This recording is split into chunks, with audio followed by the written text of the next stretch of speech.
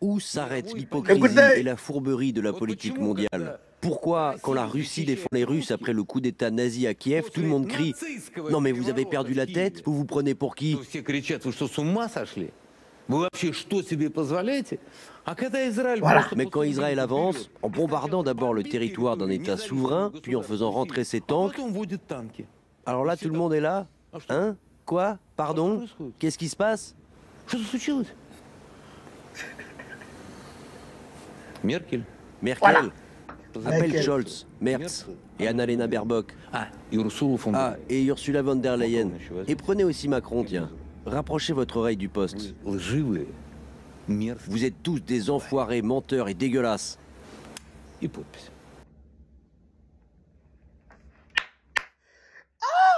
C'est mon frère sang. C'est que là, c'est mon gars. Parmi tous les journalistes russes, lui là, c'est mon idole. Lui là, je suis trop fan de mon là. C'est lui qui a dit que Macron est comme de la poussière sur les pieds de Satan. Imaginez la poussière sur les pieds de Satan.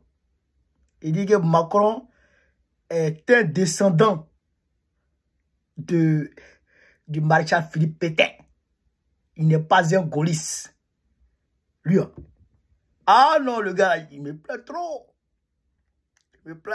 C'est un 10 avec qui il faut quoi. Il dit la vérité. Mais ce qu'il a dit là, c'est la réalité. Israël a mené près de 500 frappes en Syrie. Parce que les gens ont chassé leur président. Eux, ils profitent en même temps pour venir détruire toutes leurs armées. Toute l'armée syrienne a été bombardée. Tout. Ils n'ont plus de munitions. Aujourd'hui, n'importe quel pays peut se lever par eux, envahir la Syrie et puis elle ne peut rien faire. Ils ont cassé les navires de guerre. Ils ont cassé l'aviation. Ils ont cassé les dépôts de munitions. Tout. Ils ont tout détruit et ils ont fait rentrer les tanks. Ils ont envahi un territoire de la Syrie. Et quand c'est comme ça, personne n'en parle. Israël est le seul pays au monde, c'est-à-dire que qui se lève impunément pour aller te frapper chez toi. Et puis l'ONU reste bouche bée. L'ONU condamne et puis c'est fini. Mais des gens qui bombardent les casques bleus au Liban. Et puis il n'y a rien. Ouais. Quand on vous parle de l'état profond américain, les gens disent nous on est complotistes. Le monde que vous voyez là, le monde que vous voyez est dirigé par des terroristes, des terroristes. Des gens sans cœur. Le capitaliste n'a pas de cœur. Il n'a pas de cœur. Le capitaliste n'a pas de vergogne. Le capitaliste que tu vois là. Tout ce qu'il peut faire pour gagner de l'argent. Tout ce qu'il peut faire pour rester, je dirais, au niveau suprême, il va le faire. Tout ce qu'il va faire pour garder les autres dans la servitude, dans l'esclavage, eh bien, il va le faire, le capitaliste. C'est ça qu'on appelle l'état profond. Et c'est eux qui tiennent les médias. C'est eux qui sont les donateurs. Vous avez vu, Kamala Harris, elle a été candidate aujourd'hui. En même temps, d'ici minuit, il y a eu 40 millions de dollars qu'elle a récoltés. Elle a récolté près de 100 millions de dollars. Les donateurs, de là à là. Tu vois que quelqu'un va venir jeter son argent comme ça parce que Kamala Harris, elle a joli cheveux. Parce que Kamala Harris, elle rit beaucoup. Non. Il fait ça parce que il y a une ligne qu'ils ont tracée. Kamala Harris doit suivre ça. Si elle ne suit pas ça, on la met de côté. Mais malheureusement pour eux, Trump a gagné. Mais malgré la victoire de Trump, lui-même il est tenu quelque part. Il est tenu quelque part par ces gens-là. Vous comprenez? Mais lui au moins ça va. Lui au moins ça va. Lui il est milliardaire d'abord. Comment il s'appelle? Elon Musk là, eux ils l'ont aidé à financer sa campagne. Lui ça va, lui au moins ça va.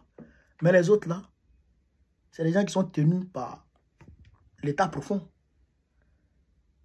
L'état profond c'est quoi? C'est les vendeurs d'armes, les détenteurs, les propriétaires des industries d'armement, ceux qui fabriquent les armes. N'importe quelle arme. Hein. Les gens des fibres pharmaceutiques, ceux qui ont ceux qui fabriquent les médicaments. Ouais, ça marche. Et puis, les grands industriels, les banquiers. Ouais, l'état profond. Et tous là, la majorité, c'est des sionistes.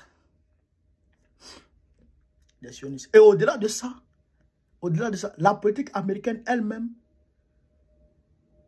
protège Israël. Pourquoi? Parce que Israël leur permet d'avoir un accès direct au Moyen-Orient. En fait, Israël, c'est comme un pays. C'est un territoire d'outre-mer des États-Unis. C'est comme c'est un territoire qui appartient aux Américains. C'est comme Taïwan. C'est comme Taïwan. Avec la Chine, c'est comme Taïwan. Ah ouais. C'est leur territoire. C'est pour eux, ça les appartient. Vous comprenez ça? C'est comme ça. Donc, c'est eux qui vont frapper les gens. Ils ne vont pas voir. Je vois des gens dans l'émotion. Oh, c'est les juifs. Ça, c'est pas juif, ça. Ça, c'est des conneries, ça. C'est pas juif, hein. C'est Netanyahou que tu vois là. C'est pas tous ceux qui parlent boubou par la mosquée qui sont vrais musulmans. Hein. C'est des conneries, hein. C'est des plaisantins. Hein. C'est pas tous ceux qui portent les chapeaux bizarres qui sont les vrais juifs. Hein. Ceux-là, ils vont pas rentrer au paradis. Hein. Dieu n'aime pas ceux-là. Hein. Non, ça n'a rien à voir. Hein. Jamais de la vie, Dieu va accepter ça là. Donc, il faut que les gens arrivent à dissocier les criminels de guerre des religieux. Ça n'a rien à voir. Les religieux font leur religion tranquille. Ça n'a rien à voir avec les criminels de guerre, comme les Netanyahou. Netanyahou, c'est un sanguinaire. Lui, il ne peut pas rentrer au paradis. Si lui rentre au paradis, non, on renonce à ce paradis là. Les gens comme les Netanyahou, les gens comme les Biden là, si ils rentrent au paradis, non, on va aller faire là. C'est que le paradis n'est pas paradis. Donc, chers camarades d'Afrique, voilà un peu ce que je voulais dire à la suite de la déclaration de mon frère Sam. Il dit, Merkel, viens ici. Angela Merkel. Bon, Merkel, ça c'est avant.